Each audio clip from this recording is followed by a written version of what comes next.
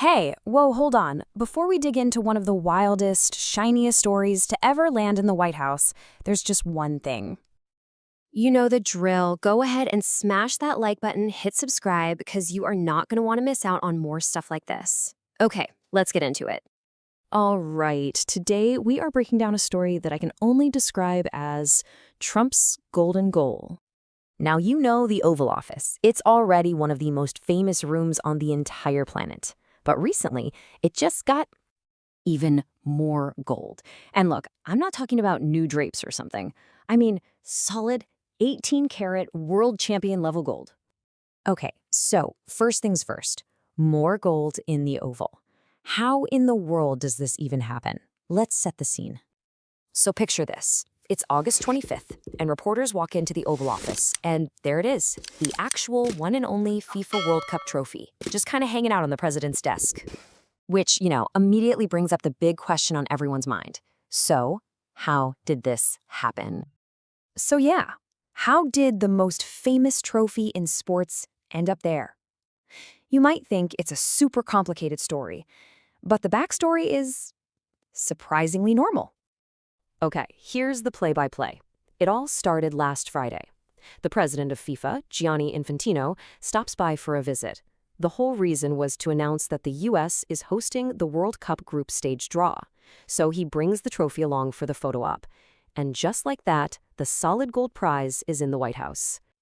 But this was not your average, boring photo op. Oh no, this is where the story gets really, really good. Let's talk about what was said. So, according to the reporters in the room, President Trump sees the trophy and immediately jokes, or maybe he's not joking, "We're not giving it back." You can almost imagine the FIFA president trying to play it cool, and he replies diplomatically, "It fits well here, until we have to give it to the next winner." A gentle little reminder that there's a whole tournament involved. But Trump seems less interested in the competition, and more in, well, the trophy itself. He added, "That's a beautiful piece of gold, I will say." And then he kind of doubles down on it, claiming that's actually solid gold, so heavy that some of the people in this room wouldn't be able to lift it up. And he just capped the whole thing off with this very self-aware comment. They know how to get to me, So, the jokes are flying, the pictures are snapped, and then the FIFA president leaves. But the trophy, it stays. It's still there. Which leads us to the unanswered question. Of course, the Daily Beast jumped right on this. They started asking the obvious questions to both the White House and FIFA. What's the arrangement here? Will he give it back? How long is he going to have it? And the response they got from both sides was absolute silence. Nothing. Just crickets. And let's just put this all in perspective for a second, okay? The U.S. men's team has never won the World Cup. This trophy has only been held by the winning country since 1974.